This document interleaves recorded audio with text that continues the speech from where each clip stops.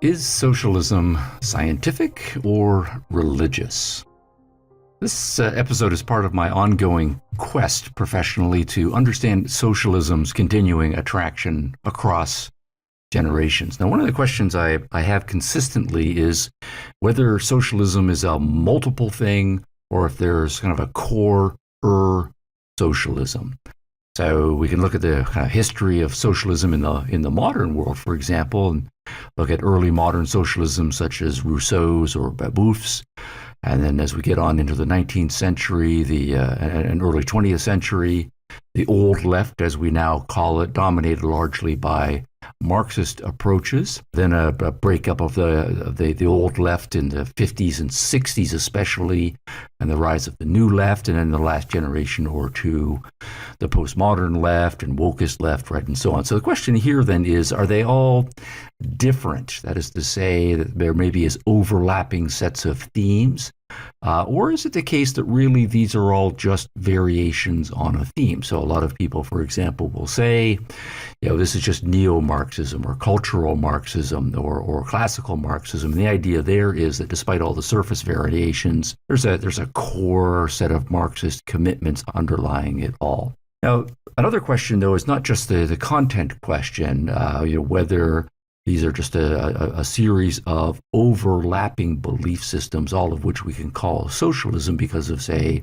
family resemblances, or if there's just one thing with some superficial variations. But also the question of the attitude, right? Is the person's commitment based on wishful thinking? Is it based on fact? Is it based on argumentation? Is their attitude what Popper called falsifiability? That is to say, they're committed to taking their hypotheses and putting them in confrontation with the facts and empirical experiments, right, and so on. How did the person arrive at their commitments to socialism? And here we can ask, how much history did they read? How much economics did they study before making a commitment to socialism, right? Or was it just a matter of, that sounds like a nice set of ideas, and then they're all in with some sort of faithful commitment? So what I want to do is go back to the original, the ones that most seriously engage this question about whether socialism is scientific or religious. And I'm especially going to focus on a piece by Friedrich Engels published in 1880, just a couple of years before Marx died in 1883. So Marx was aware of this piece. And this is kind of the mature Marx and the mature Engels reflecting on their place of within the history of socialism and their projections of where socialism needs to go if it's going to be successful. So we can of course make a series of contrasts between kind of those who think of themselves as scientific socialists and those who are quite comfortable with saying, no, we are not scientific, we are, say, religious socialists, or slightly variation, utopian socialism. So there's a long history, of course, of explicitly religious socialisms. And here what we have is a certain ethos and a certain politics or a way of doing social organization that is tied explicitly. And the argument is that it has to be tied explicitly to a certain metaphysical basis, belief in a supernatural dimension, in God directing the universe, obeying God's laws, and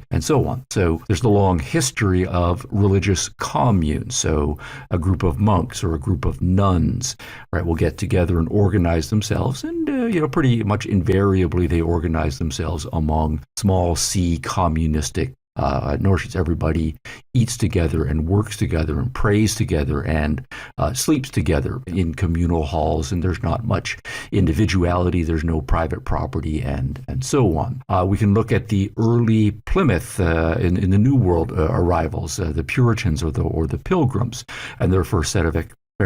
We're going to do religion correctly, and they're true believers. And then they go ahead and organize themselves, at least initially, along fairly small c communist lines, and it's an early experiment in socialism. Now, before that, in religious texts, we can talk about the Garden of Eden and kind of a Garden of Edenism that runs through much religious thinking in Western Western thinking. Of course, there are Eastern religious variations of this. So here you have Adam and Eve in the Garden of Eden. All has been provided for them. They don't need to work. They can just do whatever it is that, and actually I don't know what they did all with their days all day, but we certainly know that they don't have to be productive achievers, and there's no competition in private property and so on. So it's a kind of socialized or communalized paradise that has been provided for them by a wise and benevolent God. Now, against all of that religious socialism, and it's not to say, of course, that all religious thinkers were socialistic, but that there is a strong tradition of socialism in religious texts as we come into the modern world. But then, as we get into the modern world, we have rising naturalism, rising respect for reason and science, and so there's a decline significantly of religious thinking. And here what we find, though, is the rise of at least those who want to accuse certain kinds of socialists that really, even if they think of themselves as naturalists and maybe even as atheists, that really they are just secularizing Christianity, right? They've got the same value framework, the same notion that everybody should live in a kind of Garden of Eden, with the state providing everything, or somehow everything is just provided for. And so what they have is this utopian vision. It's not a metaphysically supernaturalistic vision, but some sort of imagined projection of how they would like an alternative reality to be, without explicitly going into metaphysical religion. So the claim here is that they are retaining the same psychology and the same value commitments, but just dropping the metaphysics. So utopianism comes to mean a kind of imagined, fantastical projection of how you want economic and political life to be, and it's a kind of secularized religion, but clearly not at all scientific. Of course, it could be that it's not simply that here we have people who have kind of drunk deeply from a certain religious framework and are secularizing it and retaining its value framework. It could, of course, be psychologically that the direction goes the other way. That first what happens is in people's minds, they have a kind of socialistic wishfulness. They wish that everybody could just live all together communally and share everything, and somehow the problems of production are all going to be solved and so on. And that's really what comes first in their thinking. And then they just some of them go to a religious, formal religion with supernaturalistic metaphysical commitments in order to support. So we still have the question in the modern world: on what is socialism based? Is it, based on some naturalistic assessment of the facts of nature, and that we're putting together, a social scientific theory that is falsifiable and so forth? Or is it really still primarily a fantasy about some sort of alternative reality? Is it really based on facts, evidence, argumentation, experimentation, the whole apparatus of reason, or is it ultimately a kind of faith commitment? Here we are early in the 21st century, and we do have lots of, still in the modern world, examples of clearly anti-scientific commitments to socialism, particularly as we're now in the early 21st century, a generation after the collapse of official Marxist socialism in the Soviet Union and dramatic changes in communist China and so on. And what we find in the last generation or so is that most of the dominant versions of leftisms are strongly influenced by postmodernism with its anti-science stance, its embrace of various kinds of irrationalisms. And certainly many of the social justice warriors, leftists, they are not at all interested in reason and evidence and so on. They're operating in a certain kind of imagined understanding of how the world ought to be that is not based in social science projections, and they're not interested in arguing themselves or other people into it. So we clearly have now some anti-scientific, or at least some non-scientifically utopian kinds of socialisms operating. But if we jump back to the second half of the 20th century, this is, I'm going to cite here Michael Harrington, very famous American socialist, not at all a postmodernist, not a especially irrational kind of guy, but notice this, and we'll read this description. This is from his long book, Socialism, published in 1970, about what socialism is. And And the first thing is that you'll notice he's going to describe it not as a science, but rather as a vision. So, quote, "There is the vision of socialism itself." Carrying on the quotation, "This is not an immediate program constrained by what is politically possible, or even a projection of a middle distance in which structural changes might take place." I'm going to pause the quotation right now. So we're not talking about what's going on now and what's politically feasible, right, and so forth. It's not, right? Socialism is not politically feasible now in his estimation. It's not even a projection in the middle distance, a generation or two down the road. We make some major structural changes and then socialism is possible. On the basis of either of those, you could still say it's fact-based and we're coming up with a rational plan in order to bring it about. But now I'm going to pick up the quotation again. Quote, "It is the idea of an utterly new society in which some of the fundamental limitations of human existence have been transcended." All right, I'm going to pause there again to intersperse a few things. Notice we have to start talking in transcendental language. And we're going to say whatever limitations of human existence right now, even the very fundamental limitations of human existence, they're all of the facts that are true of human existence right now, somehow all of those have to go away and or be transcended. Now getting a little bit more specific, picking up the quotation again. Its, that is to say, socialism's most basic premise is that man's battle with nature has been completely won, and that there is therefore more than enough material goods for everyone. Pausing the quotation again. So notice what we then say is, we don't any longer have to fight with nature or battle with nature. Somehow, the economic problems of production have been completely solved, and there's more than enough available for everyone. Then and only then can we start talking about the possibilities of socialism. Picking up the quotation again, "As a result of this unprecedented change in the environment, a psychic mutation takes place. Invidious competition is no longer programmed into life by the necessity of struggle for scarce resources," and so forth. He goes on to say, so competition completely disappears, we don't have to work anymore, money goes away, and so forth. And that's just my gloss on the last few lines of this quotation. But the point here is that what we have is a fairly clearly utopian vision that somehow in the future, the distant future, all of these things are going to take place.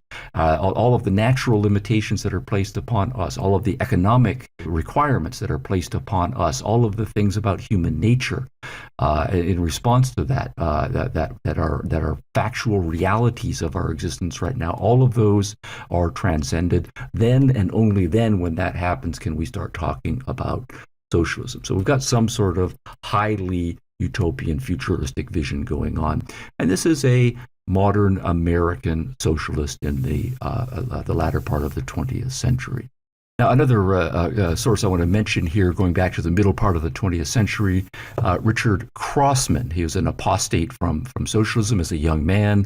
He was committed to socialism, but he lost his faith. That's the language that he uses. And he wrote a book in 1949, almost midpoint of the century, titled "The God That Failed." And the God that failed was, in his mind, socialism. And he speaks quite frankly that when he was a young guy, he knew very well, despite sometimes of the overlay about logic and rationality and scientific and so forth, that really for him, socialism was a faith commitment. It was an appeal of the sacrifice and the duty and the losing of oneself in this great communal movement. And he speaks in religious terms explicitly about what socialism meant to him. And then he goes on to say, as he grew older, he just could not maintain that faith commitment, that there was in him still some respect for facts and argument and logic and the way history was actually going. And so he lost his faith and converted to a non-socialist way of thinking. Now I want to jump back to the early part of the 20th century, a quotation from Antonio Gramsci, an Italian communist. initially a true believer in the Marxist system, but then became a kind of neo-Marxist. And he's now widely cited and widely read by those who think that Gramsci is key to understanding cultural Marxism and current strategic thinking on the far left. But this is from a 1916 publication by Gramsci, where he says quite explicitly that socialism is a kind of religion. So here's the quotation, quote, "Socialism is precisely the religion that must overwhelm Christianity. It is a religion in the sense that it too is a faith, and because it has substituted for the consciousness of a transcendental God of the Catholics, trust in man and his best strength as a sole spiritual reality," unquote.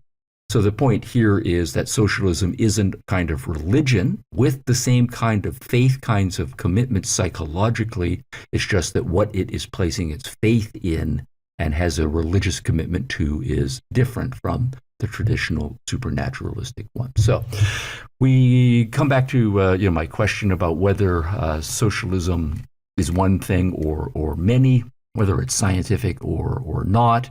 And we know that all of these different kinds of socialisms are possible: postmodern, wokist, Michael Harrington, cultural Marxist, right, and so forth. So all of those ones are socialisms, and they are anti-scientific in varying degrees.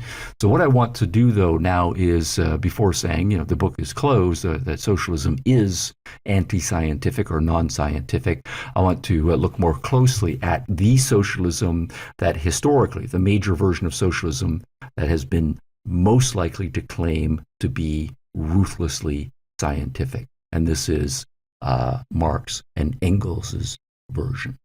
All right, so I want to go back to the 1800s then, and I actually want to go back to Marx himself as a young man. This is the late teenager Marx, and I don't know if you have read Marx's poetry written as a young man, but I have.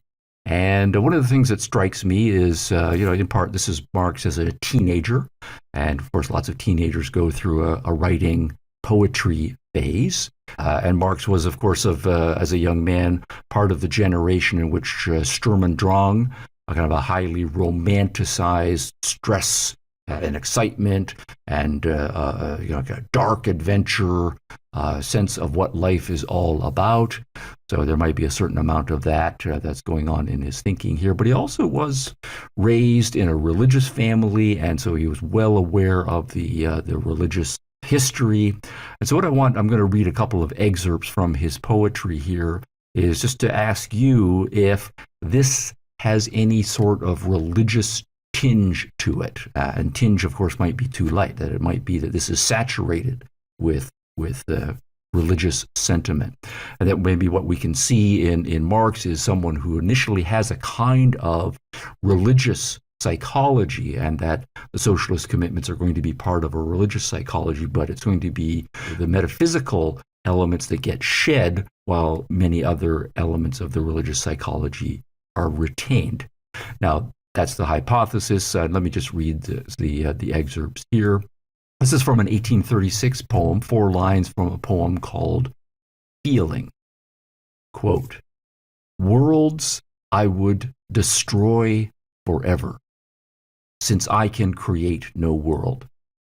Since my call they never notice, coursing dumb in magic whirl." Unquote. All right, now one way of reading this, and so I'm going to put on my amateur literary criticism hat for a couple of minutes. The third line of this, "Since my call they notice never." So here I think of an 18-year-old teenager who feels full of important insights that he wants to share with the world, but nobody's paying attention to him. So I'm the alienated teenager. They never notice my call.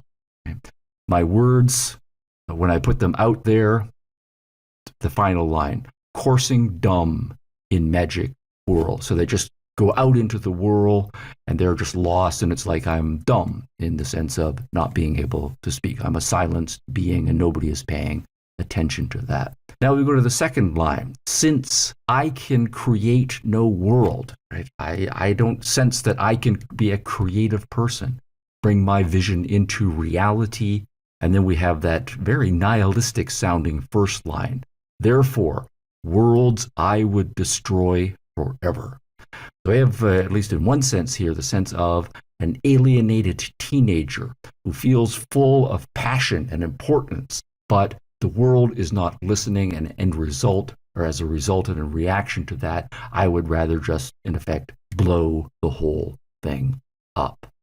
Now, that sounds psychologically parallel to much of what we read in, say, the last book of the Bible, Revelation, with its call for Armageddon and the destruction of the world. Since, and particularly, we have a religious vision, and it seems like the world is still full of corrupt people who are not paying attention to this very important message. And as a result of that, we are projecting a time at which God is going to come back, and those people who didn't listen to us now, they're going to get their due result, which is basically going to be either to be destroyed or to burn in hell forever, and so on.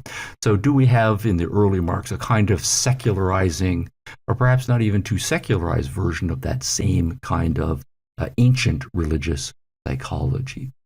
Now here's from 1837, a year later, from a poem called The Fiddler. And here Marx is getting more violent, and he's more explicitly religious, or using more explicitly religious language here, speaking of God, speaking of Satan, speaking of having struck a deal with Satan, and so forth. So keep an ear out for those as I read through, this time, 7 lines from The Fiddler. Quote, I plunge without fail my blood-black sword into your soul. I'm actually going to have to pause right there. Notice he's talking about plunging a bloody sword into your soul without fail. All right, picking up. I plunge without fail my black blood sword into your soul. That art God neither wants nor wists. It leaps to the brain from hell's black mists, till hearts bewitched, till senses reel. With Satan I have struck my deal.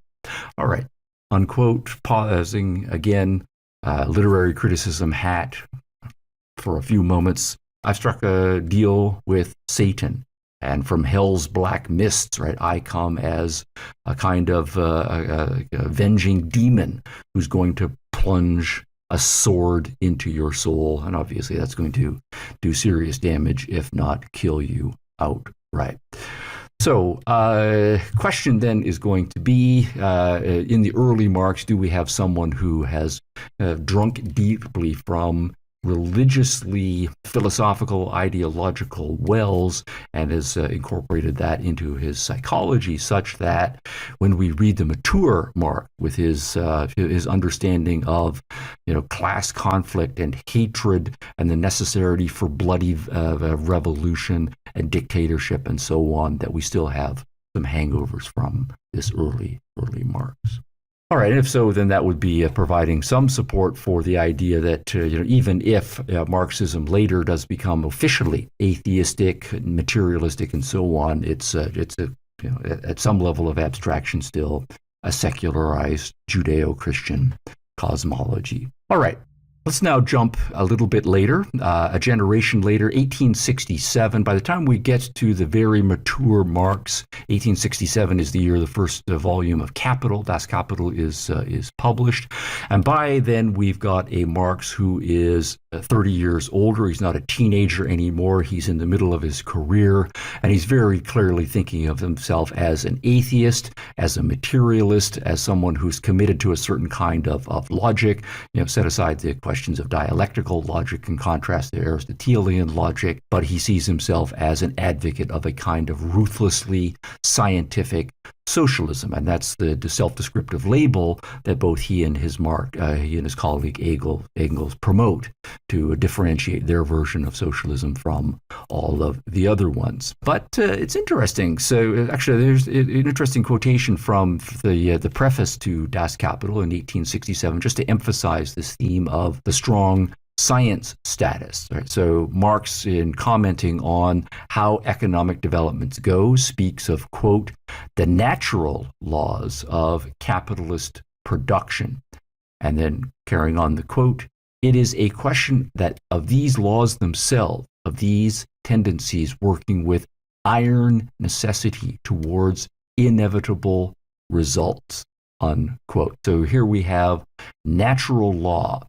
And the laws themselves, they work with iron necessity, a kind of determinism here with inevitable results. And on the basis of that, then we can go on and make predictions just as scientists and social scientists do. So what we find then is a very clear anti-religious set of rhetoric here. And that at this point we have an explicit philosophy that's worked out that has been dismissive of faithful commitments, wishful fantasy sometime in the future. No, it's definitely going to happen. And the idea, of course, that religion itself is as an ideological system, not only but false, but in the service of bad people, the capitalists who are just using it to advance their own interests against the proletariat. So religion is officially an enemy at this point. Now, this is interesting. So it's the 1860s, but I wanted to just jump again back 20 years exactly to 1847. I'm choosing 1847 partly because it's the year before the Communist Manifesto is published, which was published in 1848. And that's Marx and Engels' most famous work, of course. But there's this fascinating letter that was written by Friedrich Engels to Karl Marx toward the end of 1847. And the manuscript has been written, and we know it's going to be published from 2020 hindsight is going to be published as the Communist Manifesto. But it's interesting what the working title of the manuscript is. And so here from the letter from Engels to Marx, he's suggesting a title change. And he says, quote, give a little thought to the Confession of Faith. I'm going to pause right there. By the Confession of Faith, that's the working title for the manuscript. It says, give a little thought to the Confession of Faith. I think we would do best to abandon the catechetical form and call the thing Communist Manifesto. So this is Engels then in 1847 suggesting the name that they're eventually going to adopt. But notice that he's saying we should reject the notion that it's a confession that we are making, that our manifesto is a set of articles of faith, right? Or that we're engaging in creating some sort of catechism. And so all of that religious-y language is still very strong in their rhetoric as late as 1847. And it's only going to then be in either late 1847 or at some point in 1847. It's going to be dropped rhetorically, and then we get the clear rhetorical turn at the very, very least. And then 20 years later, by the time we get to Das Kapital, it's very strongly anti-religious, both in content and in rhetorical form. And dismissive of all other versions of socialism as being either explicitly religious or at least utopian, and we can't go that way. So now I want to walk through a few of the important themes from Engels' Socialism, Utopian, and Scientific. This is a manuscript that was published in 1880, 3 years before Karl Marx died. So Marx is aware of it, and it's Engels' writing, and sometimes Engels is actually a clearer writer to my mind. And so this is a monograph. It's published 32 years after Communist Manifesto. It's published 13 years after Das Kapital. And what Engels is concerned to do in this context is to say that it really is Marx's version, or the Marx-Engels version, that is the one that is most purely scientific. And even then, still in the middle part of the 1800s, all of the utopian versions of socialism need to be set aside. So Engels does credit some earlier socialists, Saint-Simon, Fourier, and Richard Owen, the Englishman, for identifying some socialistic principles. He recognizes that, in fact, they are believers. And especially what makes them socialists is that they are anti-capitalist for moral reasons. It's not particularly that they are good as scientists, but he believes that morally their hearts are in the right place, and that anybody who's going to be a socialist has to be anti-capitalist for moral reasons. But he does think at the same time their socialisms are just kind of idiosyncratic thought constructions, and these guys don't really have any realistic implementation plans, and so they're still in the utopian category. Now, another important point that's interesting is that Engels argues that part of the problem is not just that the utopians haven't necessarily shed religious psychology entirely. He does recognize that a lot of them are operating in an Enlightenment world, that they do think of themselves as being Enlightenment figures, with the Enlightenment's emphasis upon science, reason, right, justice, equality, and so forth. All of those central Enlightenment vision principles. But then what Engels goes on to say is that if you are going to be a socialist of the best sense, you have to realize that the Enlightenment is limited, if not wrong. So he wants to argue that the Enlightenment itself is, quote, the idealized kingdom of the bourgeoisie, unquote. And so the Enlightenment philosophy, despite its being relatively scientific, is not the right kind of science. And so really it is a projection of some limited class interests. So the capitalists or the bourgeoisie or the property owners, they have their interests, and that the scientific worldview expressed in the Enlightenment that they have been very active in promulgating, that itself is not the right kind of science. So the right kind of science has to be an anti or at least non-Enlightenment kind of science. And so Engels goes on to say, quote, to make a science of socialism, it had to be first placed upon a real basis. And by a real basis, then Engels argues, we have to go with the main themes of Marxism, that first and foremost, we have to be materialistic.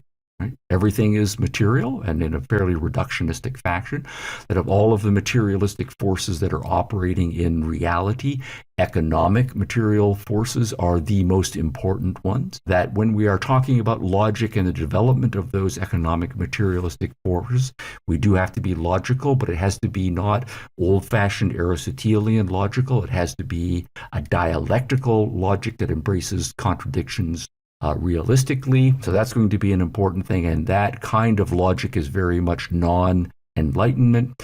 And also it has to be deterministic. It has to be environmentally deterministic. And so the Enlightenment, with its belief, at least in some of the Enlightenment figures, in human autonomy, human agencies, that underscores their understanding of the moral dignity of human beings, all of that so-called scientific basis or understanding of human nature, that has to be rejected for a kind of determinism. And of course, that then is going to mean that if different individuals are in different economic material circumstances, their thinking is not going to be autonomous, but rather it's going to be determined by their different positions in the economic system. They're going to have different beliefs, different values, different ways of looking at the world. Those viewpoints, people are not going to be able to think outside of them. So we're not going to be able to have discussions and debates to resolve our differences rationally and logically and so forth. Instead, what we are going to have is clashing competitive worldviews driven by clashing economic interests. And the only way that those are going to be resolvable is by means of forceful and in some cases outright revolutionary, and in some cases violently revolutionary processes. So carrying on, right, Engels goes on to say, the reason why economics is fundamental is because human beings are material beings and they need to eat. Quote, the economic structure of society always furnishes the real basis, unquote.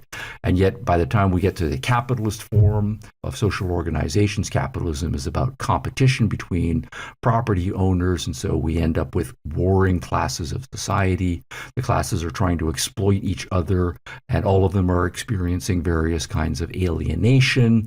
But out of all of this conflicting alienation and competition, there's going to be a certain kind of dialectical resolution, and history is going to move on to the next stage. And this is kind of Marxism 101. Society is going to move from a tribal stage early on to a feudal stage to our current capitalist stage. Then it's going to move into an explicitly statist stage marked by a dictatorship of the proletariat, and then ultimately it will get to a socialistic stage. Now, why we are making predictions here and doing a kind of social science is that Marx does think that we can argue that there are certain axiomatically necessary things that we can project based on an understanding of how capitalist competition works. And so the two big things that have started to happen, particularly in the 1700s and the early 1800s, is that the first large-scale capitalists in the 1700s started to organize workers into larger and larger economics. Instead of most of the workers being spread out in the countryside, the early capitalists started to big factories, and around those big factories then came to be developed urban centers. So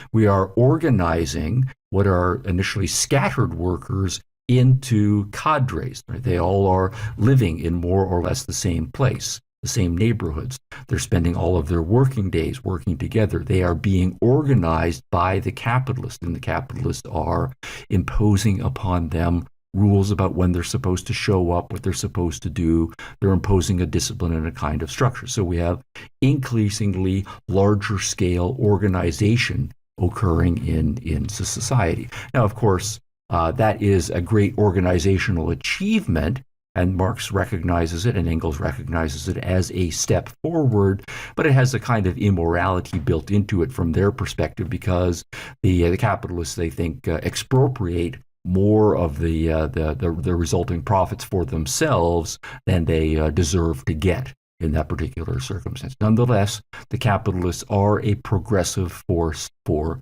history on this one score. The other big thing that is happening is the Industrial Revolution. And so what the new machines are doing are of course, taking over a large amount of production and producing higher quality goods, and so forth. And so that is a progressive step forward.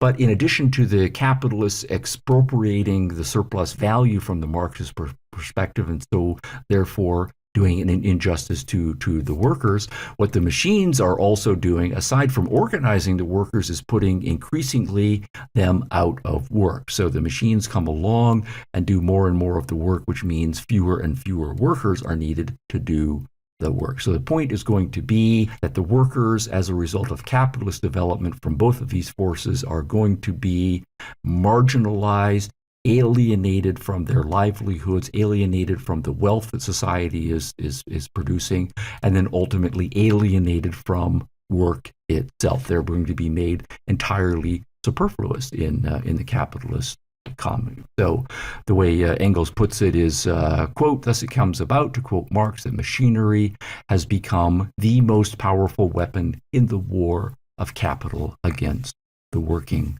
class." All right, so bad news for the workers under capitalism.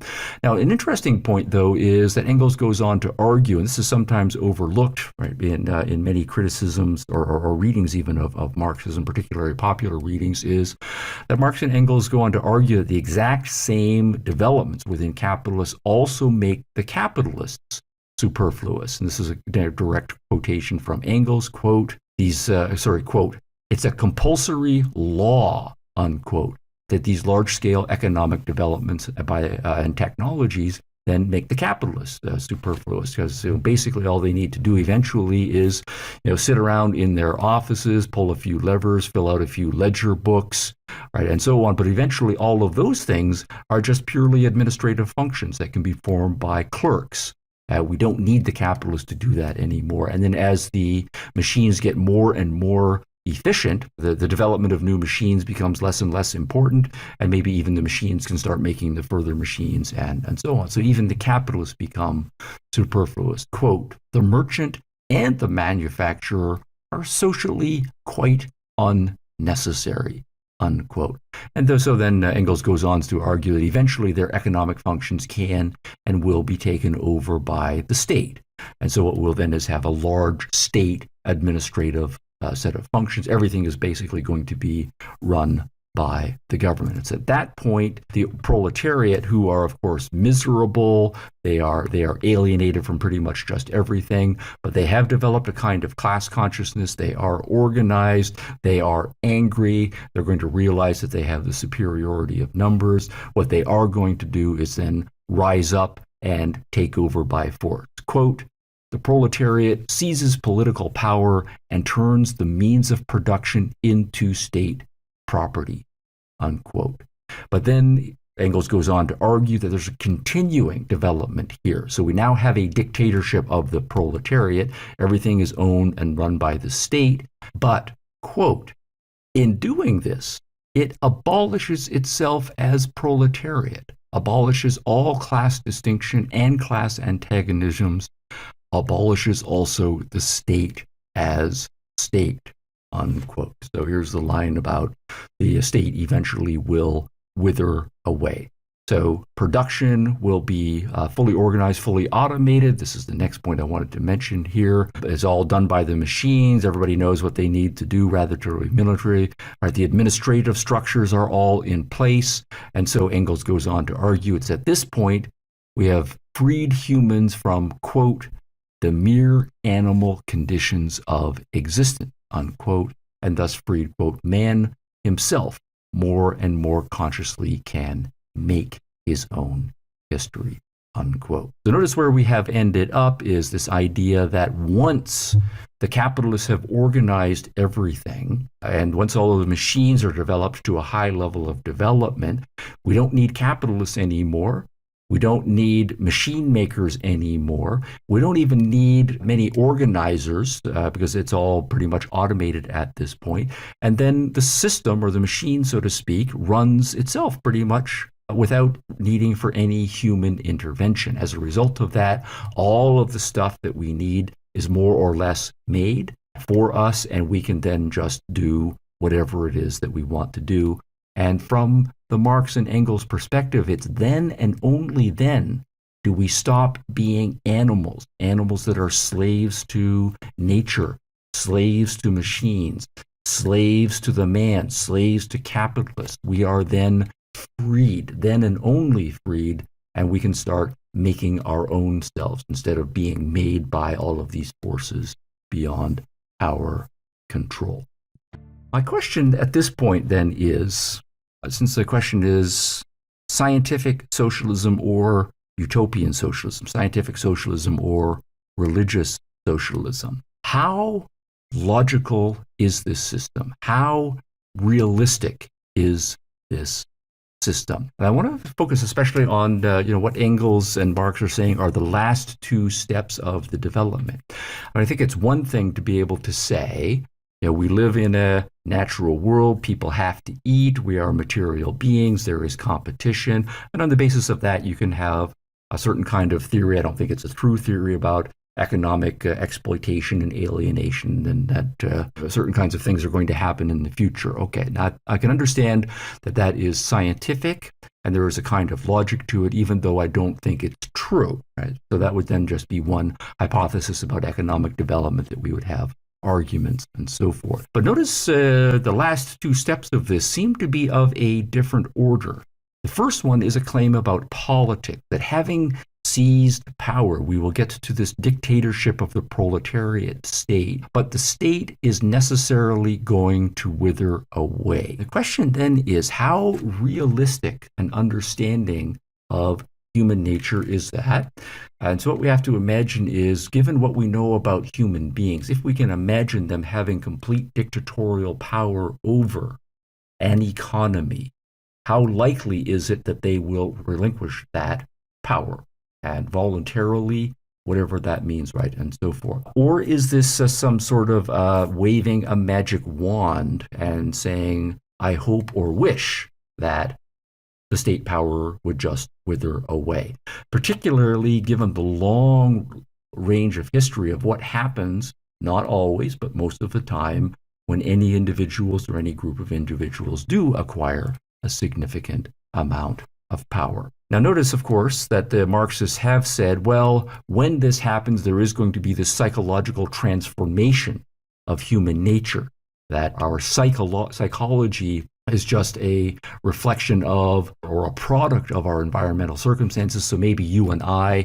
given that we are raised in the kind of culture that we are in right now, we can't project what this alternative kind of human nature would be like, and so we can't really imagine it. But if you're going to make that kind of argument, then that's starting to sound like a non-scientific or non-realistic claim. You're saying that you are imagining some sort of transformation that you cannot describe into another kind of being that has never existed before in human history. So that's question number one. How politically realistic is that final stage?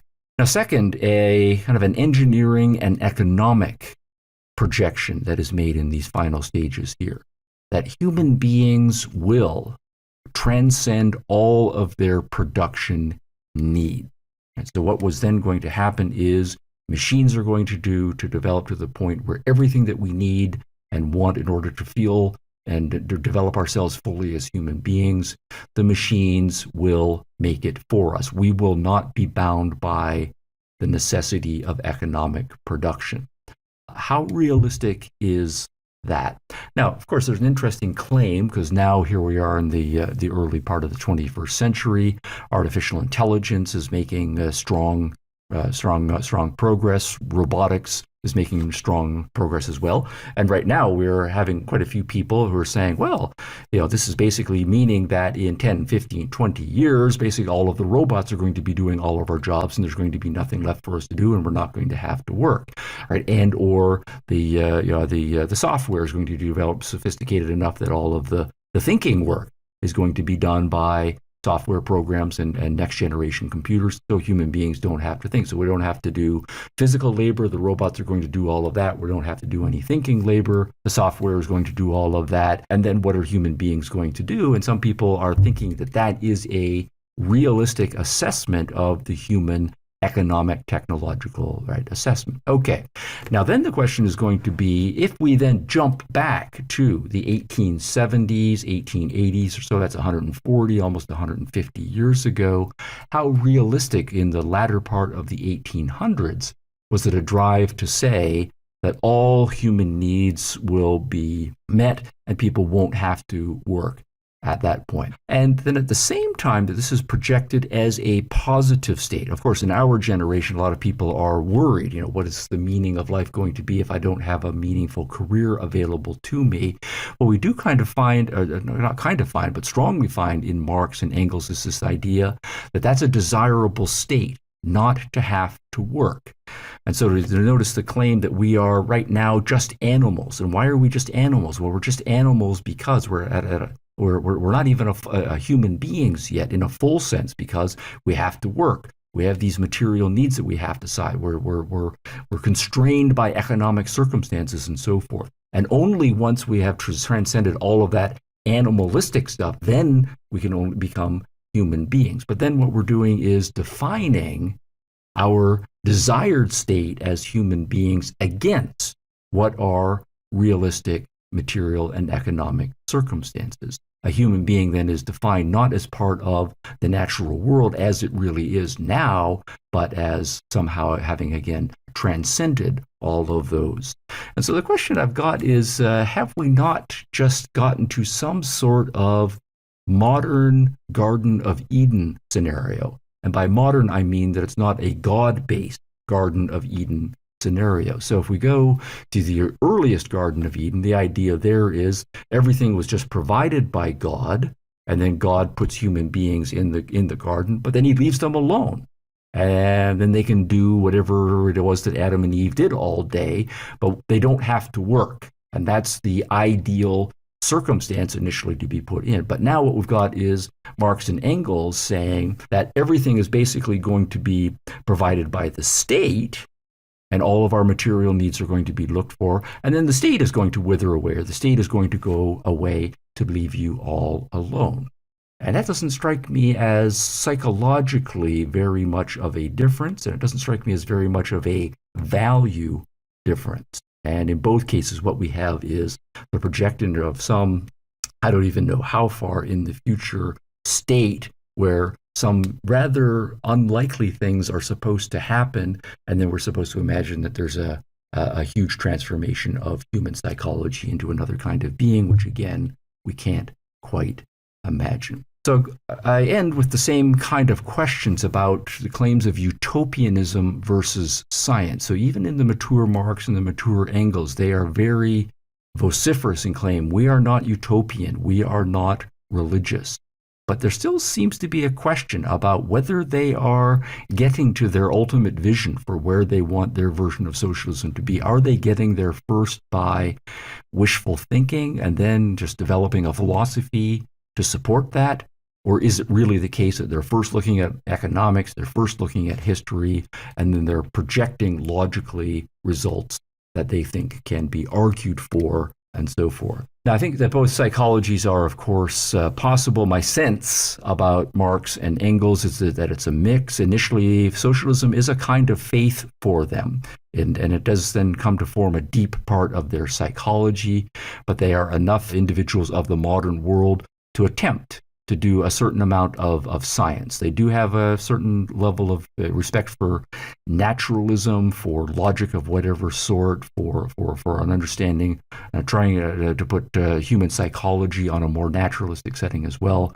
But I do think that what we have is then a kind of tunnel vision developing within a certain kind of combination framework that is from the outset a little bit of science and a little bit of utopian faith.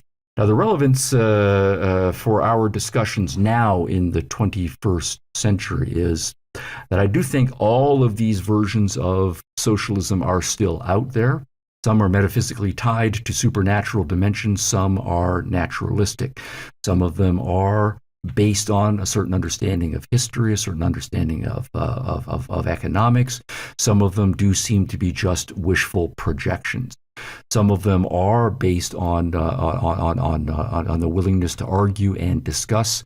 Some of them seem to be very angry and adversarial, and they just want to smash anybody with whom they have a certain amount of disagreement. So I think what is best and most important in contemporary understandings of socialisms and in any sort of attempt to interact and have arguments or discussions with socialists is that you have to get to know your interlocutors individually, to get to know what's going on in them psychologically, what's going on in them epistemologically. At least rhetorically, and at least in terms of the variations of socialism right now, there is no one-size-fits-all argument strategy that's available to you. Instead, we do have at least family resemblance socialisms out there. There's quite a lot of them. Some of them are more prominent than others. But what you need to do and what I need to do is get to, in each case, know who is my intended audience, and then to craft the particular argumentative strategy for that particular audience.